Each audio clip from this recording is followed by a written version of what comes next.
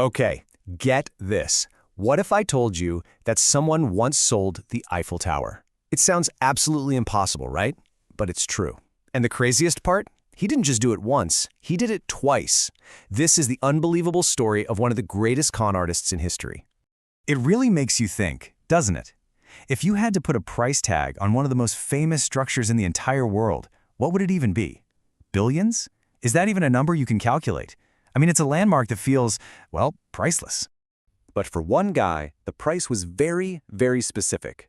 To him, it was worth a life-changing payday, and he was bold enough to go out and collect that price on two separate occasions. His name was Victor Lustig, and he was about to pull off the con of the century. So, let's meet the man himself. Victor Lustig, born back in 1890, was no ordinary crook. He was a true master of his craft, a criminal genius, really, and his whole game was built on three core talents. He spoke a bunch of languages, which let him glide through high society. He had this incredible, almost spooky ability to read people in an instant, and his powers of persuasion, they were just legendary. You know, the term con artist is short for confidence artist, and that's exactly what they do. They build your confidence in them, just so they can turn around and break it.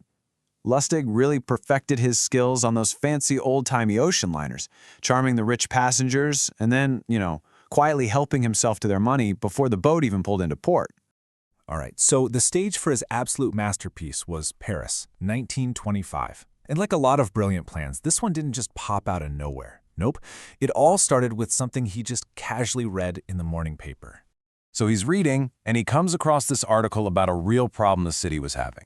The Eiffel Tower was starting to rust. The upkeep was crazy expensive, and the article even mentioned that officials were thinking about taking it down for scrap metal. Now, for you or me, that's just an interesting little fact. But for Victor Lustig, that was a light bulb moment. What if he sold it first? Look, a con this big is all about the setup, right? The details had to be perfect. So Lustig gets these meticulously forged, official-looking government documents made up. He creates this whole new persona for himself, the Deputy Director General of the Ministry of Posts and Telegraphs. And to seal the deal, he rents a limo and sends out these super confidential invitations to the 5 biggest scrap metal dealers in all of France. And this is where the performance, the real show, begins. He books a suite at the incredibly prestigious Hôtel des Criots in Paris, a place that just screams official government business. He was about to sell them something he didn't own, and he had to be 100% believable. So here's his pitch, and it was absolutely genius. He didn't just offer them a deal, he offered them a secret. He explained that the city was actually embarrassed about the cost and that the public would be outraged, so the whole thing had to be done in total secrecy. And that move, that was brilliant, because it stopped any of them from just calling up the government to check the story. It was a historic deal, sure, but only if they kept their mouths shut. You gotta wonder, right? Who on earth would actually fall for this? Well, Lustig was a master at finding his mark. He zeroed in on the most eager guy in the room, a dealer named André Poisson. See, for Poisson, this wasn't just about scrap metal. He thought he was buying his way into the inner circle of Parisian high society. He wanted to believe it so badly. And believe it, he did. Poisson didn't just hand over the payment for the tower, he also paid Lustig a massive bribe just to secure the deal. In today's money, Lustig walked away with well over $1 million. Just a staggering amount of cash. And just like that, poof, he was gone. With his suitcase stuffed with cash, Lustig was on the very next train out of town, heading to Vienna. He was betting that his victim, André Poisson, would be way too humiliated to ever go to the police and admit he'd been conned into buying the Eiffel Tower. Now, you'd think that would be the end of it. He's rich, he's free, story over. But for a guy like Lustig, his ego is just as powerful as his greed. A few months later, living the high life in Vienna, he's checking the Paris newspapers and sees nothing. No police investigation, no public warnings. And the temptation was just too much to resist. So he did it. He went back to Paris and set up the exact same con with a whole new group of scrap dealers. But this time, his luck ran out. One of the dealers just felt something was off, and unlike the first time, he actually decided to check out the story.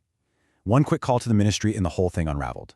The police were finally onto him, and Lustig had to get out of the country, fast. So he flees to America, but a guy like this can't stay out of trouble. He got into a massive counterfeiting scheme, which eventually got him arrested by the FBI. They sent him to the infamous Alcatraz prison, but get this, even that couldn't hold him. At 54 years old, he made this incredible escape using a rope made of bed sheets. He was eventually recaptured, and his unbelievable life finally came to an end in 1947 when he died in a prison hospital. But in a very strange way, his story wasn't quite over. After he died, authorities were going through his personal things, and they found something totally fascinating, his own personal playbook, a list he called his 10 Commandments for Con Artists. And check out this rule. It perfectly shows how well he understood people. It's not about politics at all. It's about creating an instant, easy connection. Making someone feel like you're on their side, that you get them, that's always the first step. It's about building that fake rapport at any cost.